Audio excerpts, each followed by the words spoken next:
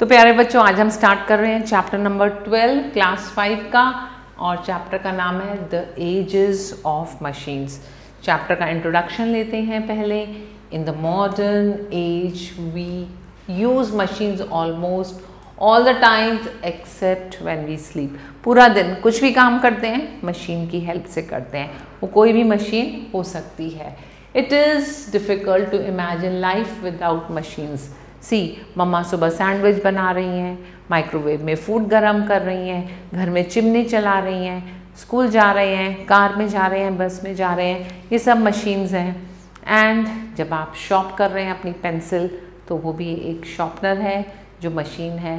Cycle चला रहे हैं, मशीन है। स्केटिंग चला रहे हैं, मशीन है। And even mama washing machine चला रही हैं। घर में कंप्यूटर चला रहे हैं, कुछ भी वर्क कर रहे हैं वो कंप्यूटर, ये सब मशीन्स होती हैं। But early man did not have machines जो हम आज की डेट में यूज़ करते हैं, वो अर्ली मैन के पास नहीं होती थी। The tools and weapons that early man use to hunt animals were stones, and this age is known as stone age. क्योंकि जब आज हम किचन में चॉपिंग करते हैं, चॉपर यूज़ करते हैं, नाइफ यूज़ करते हैं, सीजर्स यूज़ करते हैं, पर अर्ली मैन क्या यूज़ करता था? Stone. So that age was called Stone Age. Man continued his efforts to make better tools. अब हम सबसे पहली कैटेगरी पर आते हैं, that is metal tools. Gradually, man started to use tools made of bone and ivory. Then mechanical devices like bow and spear, thrower as weapons came into use. The bow remained hunters' most efficient hard weapon. और इस weapon को आपके early man ने बहुत time तक use किया। About 1000 years ago man discovered metals. उसके बाद metals का डिस्कवरी हुआ। Man used metals to make variety of tools and weapons, जिसकी हेल्प से मैन ने बहुत सारे टूल्स और वेपन्स बनाए। These tools and weapons were more durable than those of stones. The first metal used for making tool was copper. तो सबसे पहले कॉपर को टूल बनाने के लिए यूज़ किया गया। At first man did not know about copper. It is recovered from mines. By chance man happened to throw rock pieces in the fire, and when the fire died down he observed a red ball in the ashes, and this ball was copper. The next useful metal to be discovered were bronze and iron. The discovery of iron made the man powerful as never before. Iron was harder than copper and bronze. It was also cheap and available in plenty. Iron was used to make a variety of agricultural tools such as plough, sickles, shovels and spades on the large scale. तो बहुत सारे ऐसे हमारे agricultural tool थे जो हमने बनाए with the help of iron, और जिससे हमारी फार्मिंग और ज़्यादा आसान हो गई।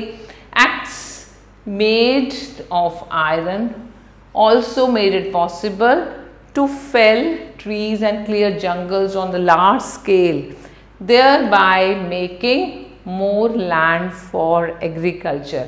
तो हमारी land for agriculture बन गई क्योंकि हमने बहुत सारे trees को काट दिया।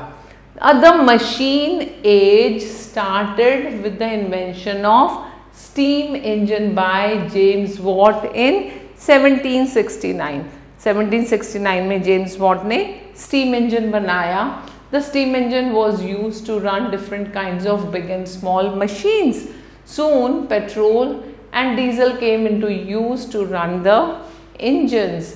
This led to the invention of motor vehicles such as buses, cars, trucks, trains, ships, aeroplanes, etc.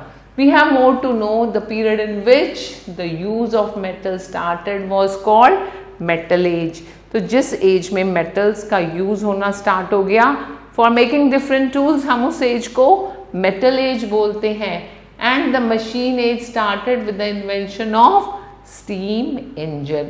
तो ये आपका स्टीम इंजन है, ये आपका रेलवे इंजन है, ये सारी इन्वेंशंस हमारी मशीन एज में हुई थी। उसके बाद आया industrial revolution. Before the invention of machine, एक जो सामान होता था एक जगह से दूसरी जगह पहुंचाना है, वो बाय हैंड जाता था and it took more time and the quantity of good was less, क्योंकि हम अपने हाथों से कितना सामान ले जा सकते हैं। Then to increase the production, man hit upon a novel idea of manufacturing machines, और फिर बनी machine and they were used in industry and resulted in large production. अब जब मशीन एज आ गई, हमारी मशीन से प्रोडक्शन बढ़ गया and this not only increase the productivity but also goods were cheaper end of better quality. Production बढ़ा, production better हुआ, quality अच्छी हुई चीज़ों की and it brought an increase in the demand of goods. जब अच्छी चीज़ें बनने लगती हैं तो उसकी डिमांड भी इंक्रीज हो जाती है। Many big factories were set up to produce goods in large quantities. अब ज़्यादा क्वांटिटी में प्रोडक्शन होने लगा। These factories replaced old workshops where people used to work. अब बड़ी बड़ी फैक्ट्रीज बन गई तो छोटे छोटे कारखानों में लोगों ने काम करना बंद कर दिया। This tremendous change from handmade goods to machine-made goods is known as industrial revolution. ये जो पूरी दुनिया में रेवोल्यूशन आया, जहाँ आपकी हैंड प्रोडक्शन मशीन प्रोडक्शन में चेंज हो गई, उसको बोलते हैं इंडस्ट्रियल रेवोल्यूशन। अब बात करते हैं हम फ्यूल्स की। Coal, petroleum, natural gas and electricity are fuels to run machines. और कोल क्या है? Coal was the first and foremost fuel used in machines. It was once the main source of energy in all industrial countries.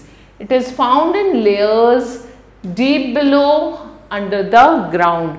तो अर्थ में बहुत ज़्यादा गहरा डिग करके फिर वहाँ से कोल मिलता है। Since the deposits of coal is limited, so man has started looking for other sources of energy. क्योंकि जब मशीन्स चलेंगी उनको एनर्जी चाहिए होगी और कोल्स बहुत लिमिटेड था, तो इसलिए हमने कुछ और न्यू रिसोर्सेज ऑफ एनर्जी ढूंढने स्टार्ट किए। फिर हम आते हैं पेट्रोलियम पर। पेट्रोलियम और mineral oil is found below the earth surface. ये लिक्विड फ्यूल होता है, while coal is a solid fuel.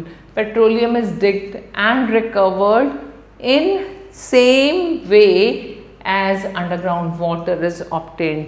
गहरा खोदो और वहाँ से हमारा पेट्रोलियम निकलता है। It is refined in big industries. उन इंडस्ट्रीज को बोला जाता है refineries to get kerosene, petrol, gasoline and other products.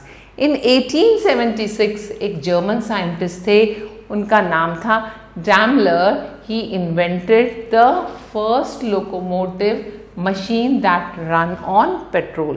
तो उन्होंने फर्स्ट मशीन बनाई जो पेट्रोल पे रन होती थी। और letter in 1892 Rudolf Diesel invented an engine that could run on diesel. एक नया इंजन बना जो डीजल पर रन होता था और जो पेट्रोल से भी सस्ता था। However, like coal, the deposits of petroleum are also limited. ऐसा नहीं है कि अर्थ को खोदते जाओगे और पेट्रोलियम मिलता जाएगा। The world supply of oil is limited and it is expected that if oil consumption continues to rise, existing petroleum reserve will be exhausted soon. तो हमें उन अर्थ के नीचे के पेट्रोलियम के ख़त्म होने की भी चिंता है। So scientists have started looking for alternative sources of energy. और उन alternative sources को ढूंढते ढूंढते हम पहुँचे इलेक्ट्रिसिटी पर। Electricity is also a source of energy जो कोल से, पेट्रोलियम से, नेचुरल गैस से या वाटर से बनती है।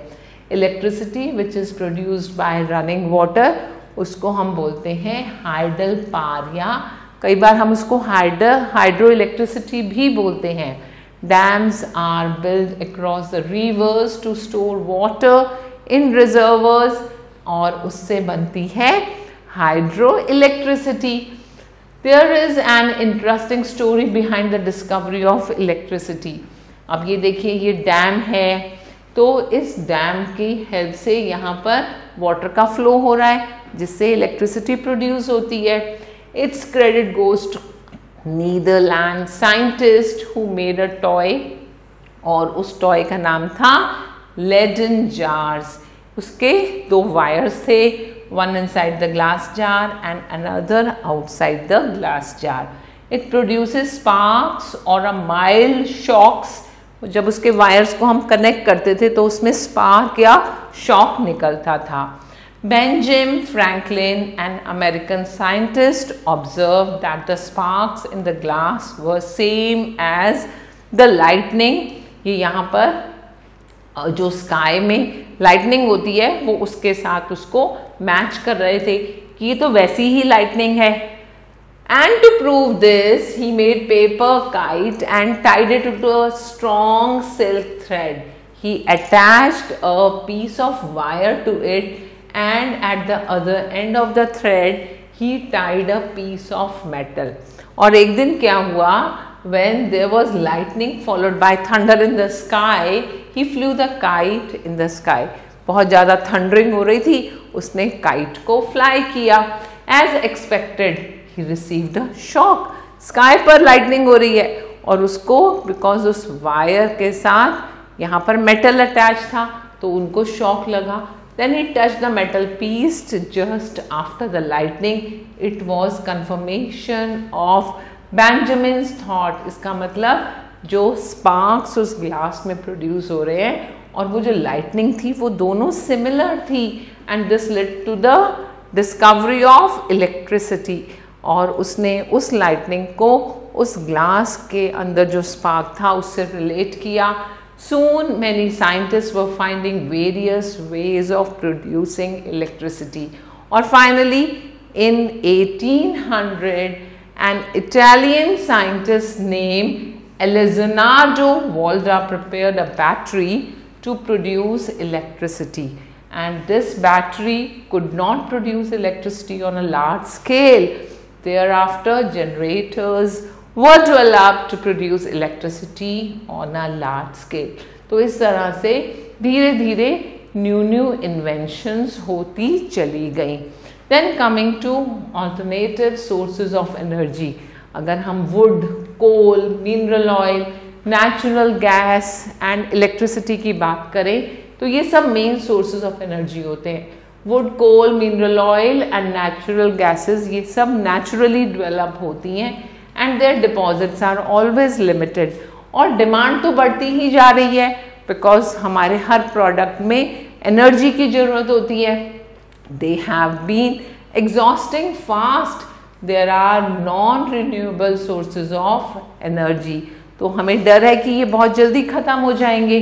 सो scientist and engineers are developing new sources of energy from wind, sun and tides such as wind energy, solar energy and tidal energy. तो wind से जो एनर्जी आ रही है वो wind energy होगी, जो sun से एनर्जी आ रही है वो solar energy, and tide से बनी हुई एनर्जी को हम tidal energy बोलते हैं। And these sources of energy can never be exhausted and they are called renewable or non-conventional sources of energy. These sources are clean and they can be keep our atmosphere free from pollution. Moreover, scientists are trying to tap atomic energy to run huge machines and generate electricity. तो अब scientist आगे भी कोशिश कर रहे हैं जिससे वो एटॉमिक एनर्जी से आपकी इलेक्ट्रिसिटी प्रोड्यूस कर सके। The search for alternative sources of energy that could be cheaper, safer, everlasting and pollution free. ऐसी इलेक्ट्रिसिटी की बनाने की कोशिश की जा रही है जिसमें खर्चा भी कम हो और वो एवरलास्टिंग हो। सो लेट अस होप कि जल्दी ही ऐसा कुछ इन्वेंशन होगा। Come now let's recap the invention of steam engine by James Watt was the biggest turning point as it was used to run machines, ships and locomotives. Second is the change of handmade goods to mass production of machine made goods. उसको क्या बोलते हैं? Industrial revolution. And coal, mineral oil and electricity are the main sources of energy used to run machines. Now coming to coal and mineral oil, क्योंकि वो exhaust हो रहे हैं बहुत जल्दी एंड उनसे पॉल्यूशन भी होता है, तो इसलिए सर्च चल रही है ऑल्टरनेटिव सोर्सेज ऑफ एनर्जी की। इंटरेस्टिंग था चैप्टर, बहुत इंफॉर्मेटिव भी था। और अब हम आ गए क्वेश्चंस पर। तो पहले आप MCQ, फिलअप्स, ट्रू फॉल्स करेंगे और उसके बाद इन क्वेश्चंस को अटेम्प्ट करेंगे। आई होप आपको चैप्टर तो अच्छे से समझ आ गया होगा। Now your turn to put your efforts. Good bye.